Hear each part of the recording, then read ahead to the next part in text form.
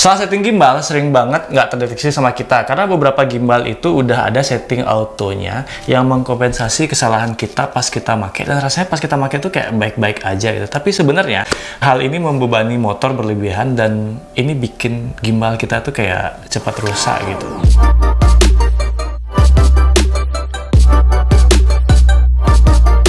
Halo guys, saya Komaditya dan hari ini saya akan sharing bagaimana setting gimbal yang baik, terutama untuk para pemula. Karena hal ini sering banget terjadi ya, miss kayak gitu, dimana ini seperti yang saya bilang barusan, bakal bikin kita merugi in the long run.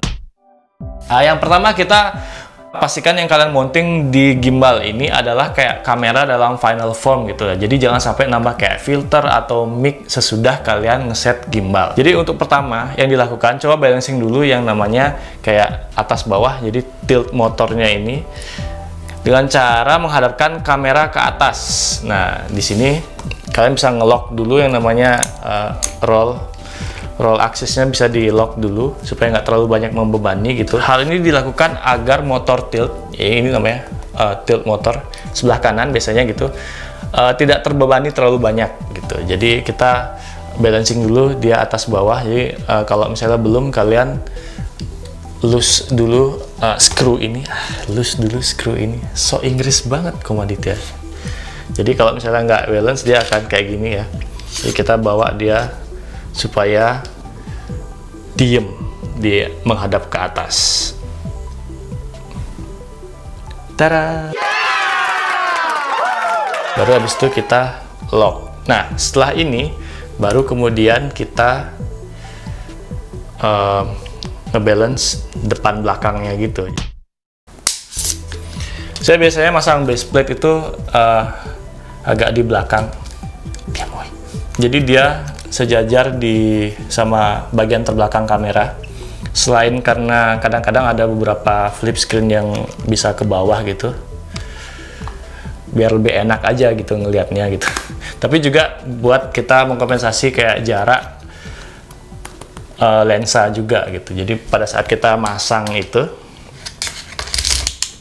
pas kita masang di sini dan kita ngelock, jadi dia biasanya kayak front heavy gitu namanya. Jadi bisa kita bawa ke belakang dengan mudah dan masih ada ruang yang kosong kalau kalian mau masang apa-apa gitu. Dan juga kalau misalnya kita mau nge-flip kameranya gitu. Jadi balik lagi yang kedua, kita ngebalancing depan belakang untuk ngebalance kamera. Jadi kita loose dulu screw yang di sini dan kita maju mundur. Coba ya, jadi kalau udah bisa diam kayak ini artinya dia udah balance. Nah, balance checkingnya itu kalau misalnya kalian taruh kameranya kayak gini, dia akan diam. Jadi ini artinya sudah balance gitu. Jadi kalau ke atas dia udah diam, ke bawah juga dia diam. Jadi ini relatif aman lah buat motor tiltnya. Setelah itu baru kita ngebalance kiri kanannya. Jadi loose dulu screw yang di sini, kemudian di balance kan. Ya, jadi kalian coba aja seberapa dia bisa balance, habis itu udah.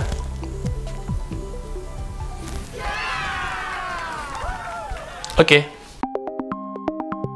Lalu kita balancing pan axis. Ini juga sering banget dilupakan oleh para shooters. Padahal kalau gerakan panning itu kan yang paling sering, sebenarnya hampir sering banget dilakukan pas kita pakai gimbal. Caranya adalah dengan cara memiringkan gimbal ke depan atau ke samping.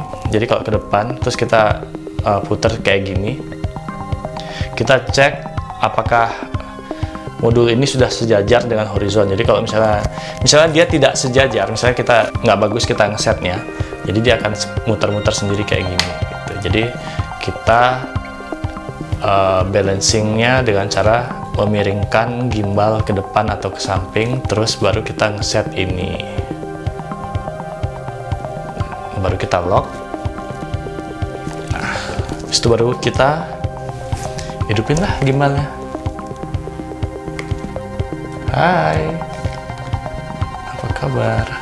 Oke, dengan demikian sudah seimbang lah gimbal kalian. Kalian juga bisa perform balance check. Ini fungsinya untuk menyeting kekuatan motor secara otomatis. Dan ingat aja, ini sebenarnya simple, cuman perlu teliti dikit aja biar motor gimbal kita bisa awet dan tidak mengalami yang namanya motor overload terlalu sering.